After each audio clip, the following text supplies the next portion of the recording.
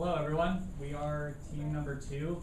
We probably should have called ourselves Team Loco, but that is what we are creating, Loco. My name is Brett Roberts. I'm Sherilyn. Ryan Green. Ron Yoon. Greg Greenleaf. So the idea for this app came from Mr. Tony Shu over there in the corner.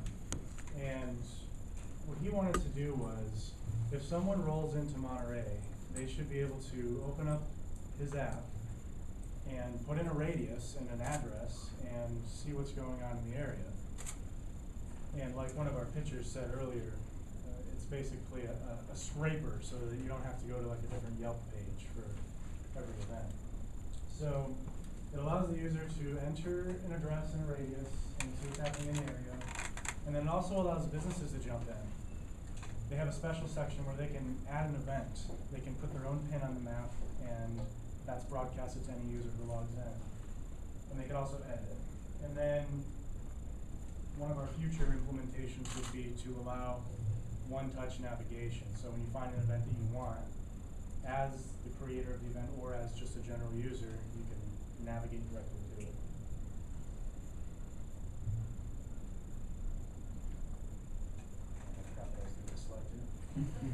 So these are kind of who we were targeting on this one. So we have local businesses who don't want to get lost in the minutia of the endless pages of Yelp or phone book, or they're just having a tough time getting their information out. So you want to target people that have apps and who are looking to do something.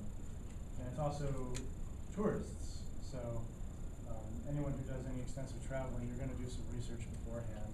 So wouldn't it be nice if you had an app to see a bunch of pins on the map to see what's going on that day? Community members, so we live here, we want to know what's going on. There was a lady Friday night who was talking about an art walk in Salinas. That would be a great thing to add to this app. And then for any event planners, of course. So some of the design choices that we used the Solmic first to plan out how we really wanted it to look like, and then we kind of moved there from there. We used Google Maps because this is a map-based app, so that was kind of like our biggest project. We also have listed in here later on the different technology choices that we used to implement our app, and we made a unique user interface. And so here are the stuff that we had used. So we used Android and Eclipse, as well as the Solmic, Pivotal Tracker for stories, GitHub, and Google Play for the map access. So this is the mockers that we started with. So initially we took our customer's design, and we decided to work together and just build out what we thought it was going to look like. And this is the actual app. So when it boots up, people will be faced with a login screen, username, password is standard, and then in the next screen they'll go to the location address where they can type in where they want to be, the event, and the description of the event. Okay, so here's just a quick overview of what it will look like. So you would have the mark wherever on the map, you would have the title in bold, and then the description however long it was below it in lighter gray. And this is going to be part of the live demo that we're about to do for you right now.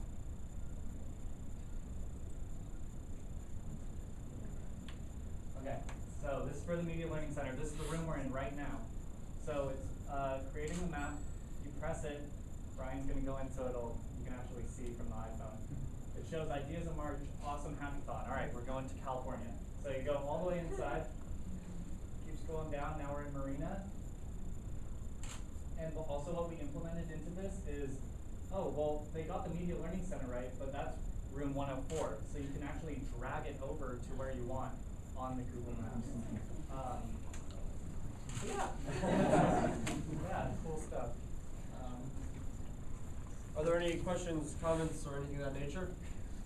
So how do the events, the person who's holding the event has to put it in here? Yes. So each one. And then how long is the event? Does it know once the event is over that So somebody has to clean it up? What we don't have is the back end for a database. Like we don't have something to put the event in, right? If we did have that, then every mark that someone put down would be set there. So whenever you're looking at the map, there would be these dots around here. Oh, what's going on there? Oh, it's a cool hackathon. I'm gonna go there and watch the presentations. And we couldn't show you one part of it because we suffered a little bit of data loss, but Mr. Chu had a feature. It was a very simple layout. It only had 5 elements, and you would click to add your logo. You click, enter your title for the event. You would click and you'd add a banner, and then you would click and add the description. And then once you click submit, it'd be a fully featured page for the event with the map drop. And that's eventually where you wanted to get to. Yeah, and I mean, we That's had where that. that We got had to. that. It just got chewed up by a backup log. That's Yeah, bad software. Acronus. Just one quick comment, in Chamber of Commerce apps or tour apps or discovery apps is a super popular category, and it's for obvious reasons, right? It's fantastic. Have you guys thought at all about how you would get this in the hands of the businesses and the tourists and the people actually using it? I have thought extensively on that. My wife and I hold that secret, because I might be doing that for my guests. Is it through concierges? Is it through AAA? Is it through, I mean, the reason I ask this is that's the battle. Right. Right? How do you get people to use this instead of yelling? And another idea was if you have a friend and you can't necessarily send them like the address, or if you do, you have to open Google Maps anyway. So why not just whip out your app and say like, oh, I know where the library is. Put it in here. You can just type CSUMB campus and drag it onto where the library is. And you can just walk to the library because you know where that point is. Sure. Yeah. One Thank you, question, Anthony. maybe two from the audience, go. Oh, what, I was thinking if someone's looking for some kind of events going on in the town, and let's say there's too many events going on, right, they're overwhelmed, maybe by having them have a category, like if you're looking specifically for a music event or film screening or educational stuff. Right. And we have like, part of the drop-down menu that said vacation, kind of things like that, have a category specific just for the type of event, then you can have some kind of recognizable logos, like whatever it is for that type of event. Yeah. Was it?